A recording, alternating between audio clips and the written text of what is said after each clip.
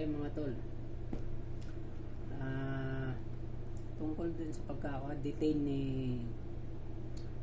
Dr. Lorraine Badoy at ni Ka Eric, mali naman yata yung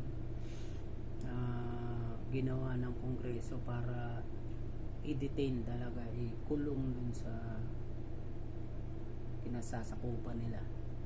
Ngayon yung dalawa, pang-apat na araw na ngayon, nag-hunger strike.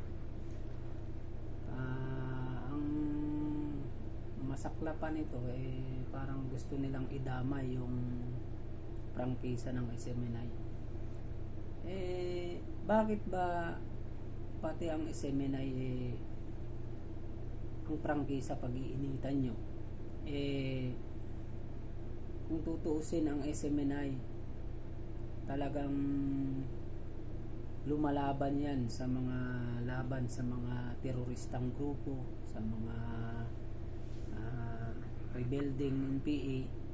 Sila ang nagsasalita na bukod tangi sa mga TV network na sila nakikipaglaban sila, hindi sila natatakot at parehas sila. Bakit kung sino pa ang gumagawa ng tama sa kapwa-tao, yun pa ang pinag-iinitan nyo?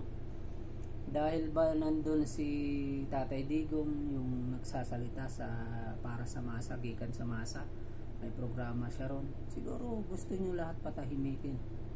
Kayong mga nasa Kongreso dyan na pinag-iinitan nyo yung mga gumagawa ng tama, lalo na yung si Inday Sara at si Tatay Digong, at sa mga gumagawa ng maayos katulad ng SMNI nila Ka Eric,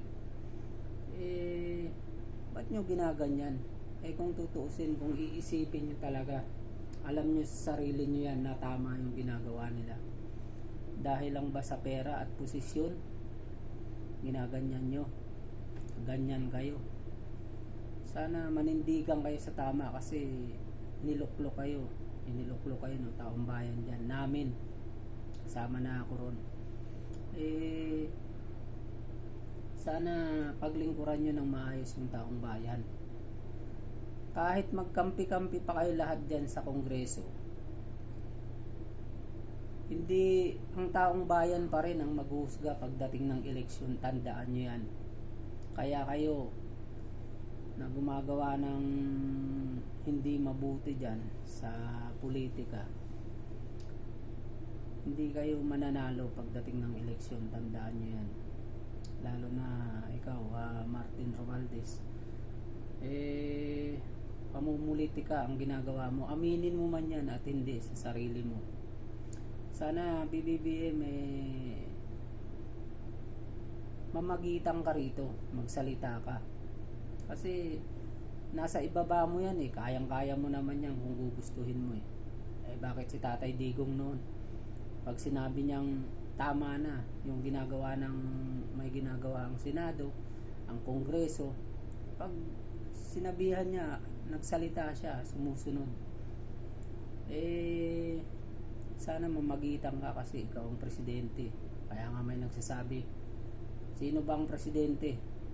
Si Martin Romualdez ba o ikaw? At nakikita ko nga sa video, maraming nagsisisi na ibinoto ka. Hindi ka naman talaga iboboto kung hindi dahil kay Inday Sara. Maraming nagsisisi ngayon na taong bayan sa ginagawa mo, na ganyan, nagbibingi-bingi yan o nagbubulag-bulagan ka ba sa mga nangyayari. Dahil ba pinsan mo yan, pinsan buo mo si Tambaluslos. Sana mamagitan ka sa tama, kasi asan yung unity na sinasabi mo noon? Yun lang, sana mamagitan ka sa mga nangyayari ngayon, kasi hindi na tama. Hindi tama yung mga pamumulitika. Ang tagal pa ng eleksyon, bakit ganyan yung pinsan mo? Pati pangalan mo nasisira dahil sa pinagagawa niya. Yun lang, ingat tayo mga tol.